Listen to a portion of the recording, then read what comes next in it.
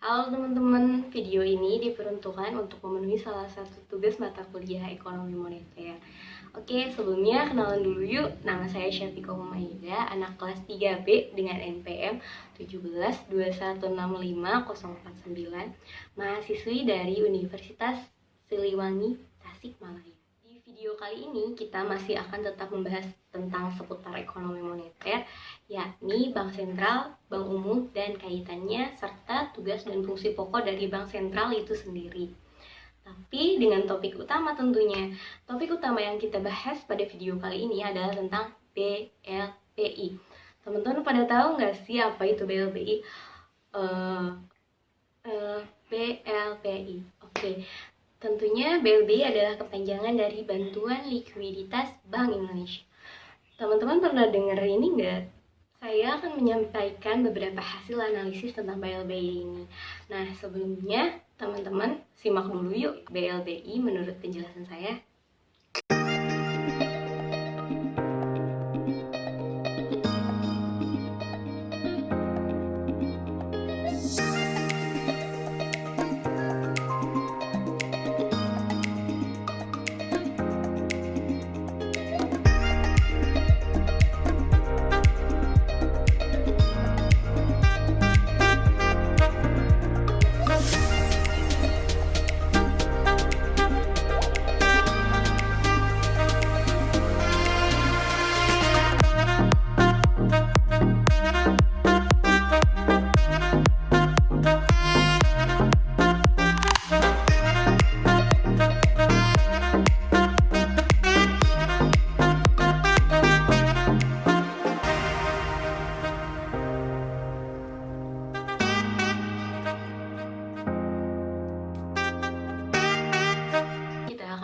Bahwa saat itu BLBI efektif nggak sih sebenarnya buat perekonomian Indonesia.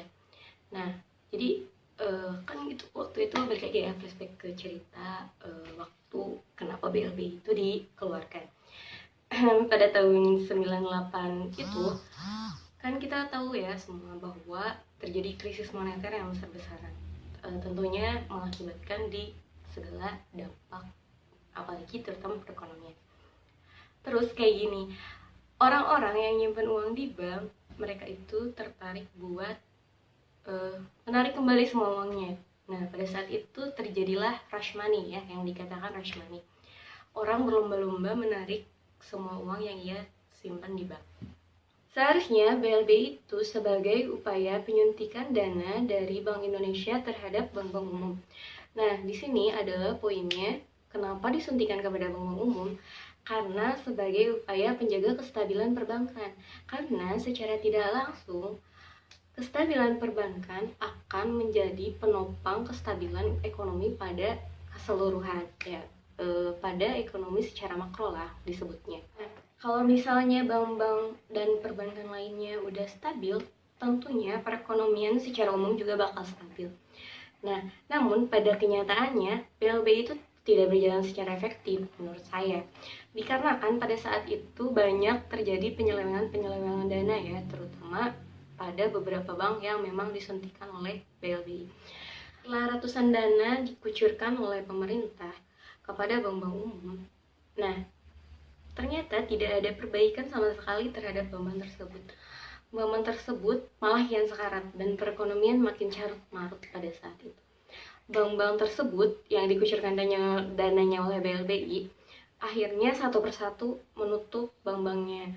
Nah, ternyata hal ini dapat menjadi bukti bahwa BLBI itu tidak terlalu efektif, karena faktanya ditemukan bahwa dana yang dikucurkan bukanlah digunakan untuk sebagai penopang perekonomian dan memperbaiki segala, tetapi dipergunakan oleh pemilik bank untuk menyenangkan dirinya sendiri.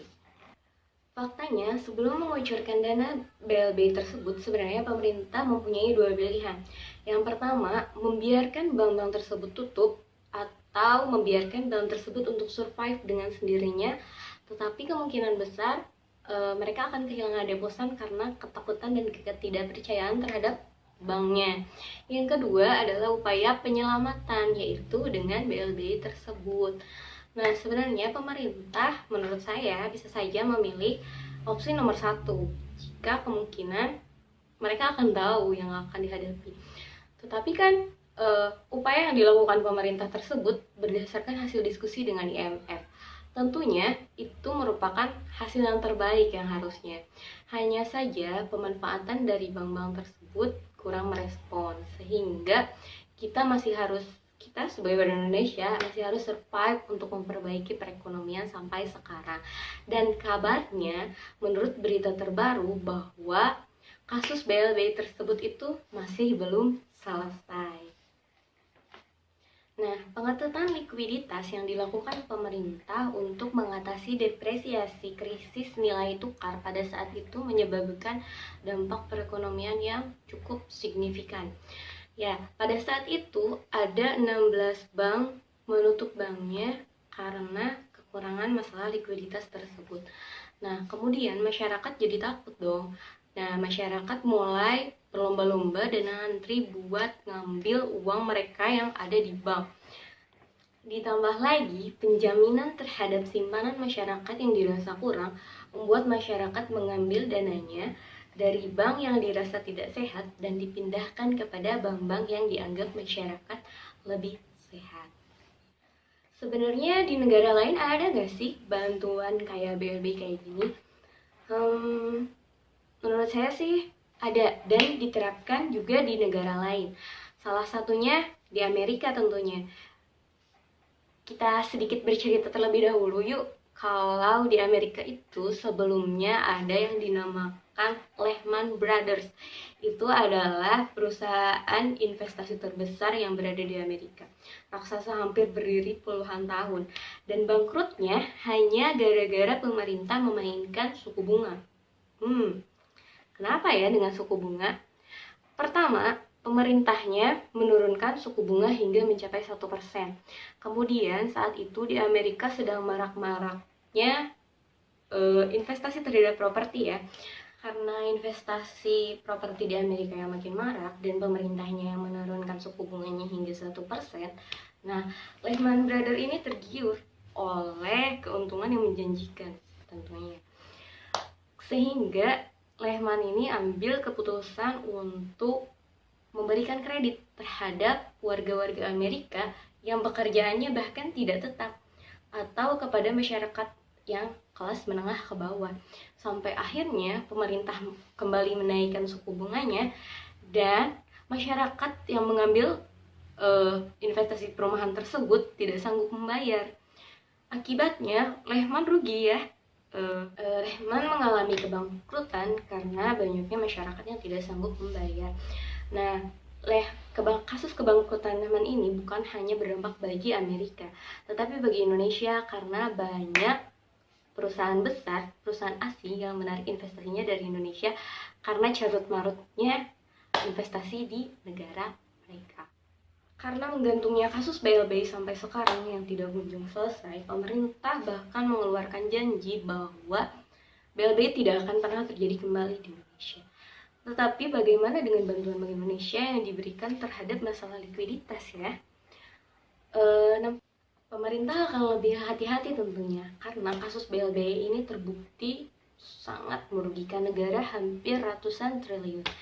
Kemudian jika masalah likuiditas terjadi baru-baru ini atau ke depan masalah likuiditas yang akan terjadi, pemerintah tentunya akan lebih selektif menerapkan kebijakan moneter mana yang akan diterapkan untuk mengatasi masalah tersebut.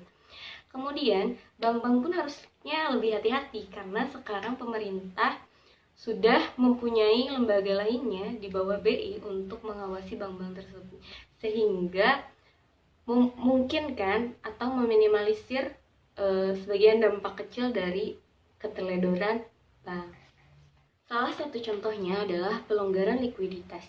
Jika pada tahun 98 terjadi akibat pengetatan likuiditas, maka tahun-tahun sekarang pemerintah melakukan pelonggaran likuiditas, terutama pada bidang makroprudensial untuk menjaga bunga tetap dalam kondisi yang aman.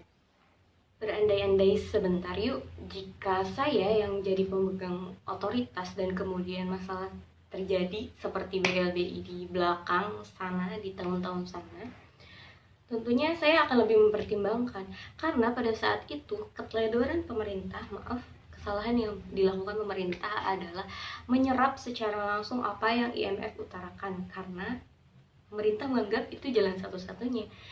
Otomatis apapun yang akan terjadi kemudian yang sampai saat ini, ya akibatnya ditanggung pemerintah kembali. Kemudian jika di masa mendatang yang terjadi adalah kemungkinan untuk rush money, yang pertama dilakukan pemerintah harusnya adalah melakukan pelonggaran likuiditas terhadap bank-bank umum. Nah, pelonggaran likuiditas tersebut untuk menjaga kestabilan eksternal ya terutama, dan menjaga suku bunga yang tetap hawkish, preventif, dan forward looking untuk stabilitas yang eksternal. Kemudian, jika kasus BLBI yang kembali terjadi, PR untuk pemerintah adalah menuntaskan kembali dan memastikan bahwa bank-bank yang dikucurkan dana akan memberikan atau memulangkan dananya kembali terhadap Bank Indonesia. Itu jadi PR penting supaya meminimalisir korupsi tentunya, dan dana masyarakat yang ada di pemerintah akan kembali dan dapat disalurkan dengan baik kepada masyarakat. Oke, pemaparan analisis videonya sampai sini ya teman-teman. Semoga video ini bermanfaat dan terima kasih telah menonton. Tetapi maaf, masih terdapat banyak kekurangan pada video ini, dan see you.